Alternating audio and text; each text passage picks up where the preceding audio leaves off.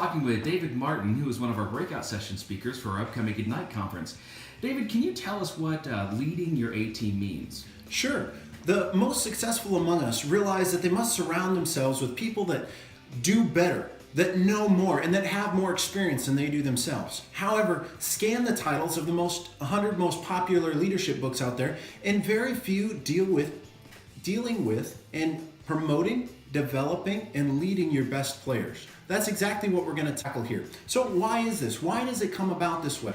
Well, most leaders are positioned by one of three things. Either they're leaders by default, i.e. the senior-most salesperson becomes the sales manager, which has its own challenges. Specifically, even though they're technically strong, possibly even a genius, they have tactically very little experience and very little knowledge, very little base. Secondly, they lead by experiment. They try and they fail, and based on their own lessons learned, they then proceed to adjust how they're going, adjust their trajectory. However, this also has challenges because few of us have time to make all the errors or resources to correct all the errors in the world. It's far more better to learn in other means. So the third is leadership by study.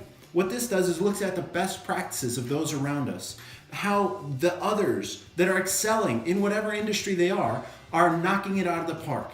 However, this also has problems. Specifically, first is rearward looking. It looks at past performances. It doesn't keep up with the market. Secondly, it has to do with sets that are outside our core competencies.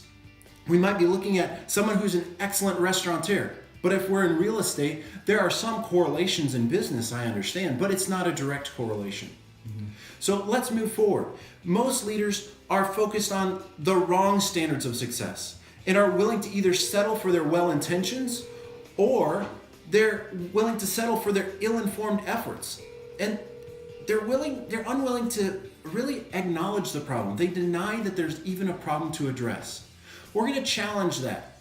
We're going to shift that paradigm by looking at three different things. First of all, environment. We're going to explore the conditions, the thoughts, the values, the work styles that make someone who's a top performer, perhaps even better than you are, willing to fall within an organization that you're leading.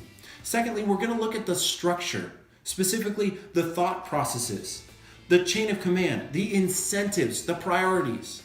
We're going to talk about how you spend their time, and if you're doing that to reward compliance, you're not going to get the best result. And third, we're going to talk about the conversations, specifically communication tools that support your presence, support dialogue, and support community in the organization, something that an A-team player is always looking for. So let me back off and just give you a quick overview. Your best players need you in ways that you don't realize, that they're not apparent to you. To perform optimally, the A-team requires an environment, a structure, and a conversation that's far different than what 95% of the leaders have, that they know to give. And those types of things, that top 5%, we're going to really shift and we're going to pivot on some key points. And I'm going to challenge your thinking with that so that you can lead your best players even better. Very good. Thanks. Appreciate it. Look forward to seeing you there. And we're really excited about November 2nd at the Ignite Conference. And anything else you want to share? That's it. I'm excited and look forward to seeing you there. Thank you.